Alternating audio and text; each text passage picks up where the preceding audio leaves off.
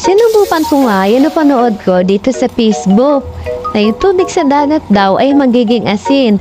At dahil nga malapit lang yung dagat mula dito sa store, kaya naman kumuha ako ng tubig doon. At pinawa ko nga yung napanood ko.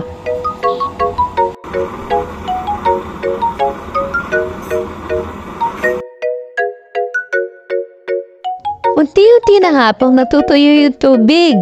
At kung mapapansin nyo mga bes, dumidikit na nga po yung mga asin sa gilid. Ayan na nga po, tuyo na ang tubig dagat at naging asin na nga po siya.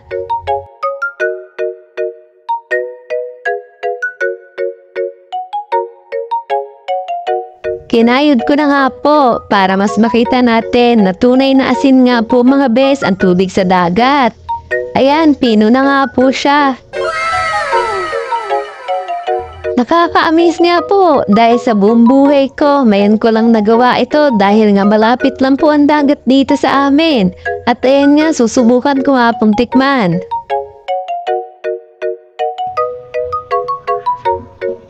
Abay, maalat nga, asin nga.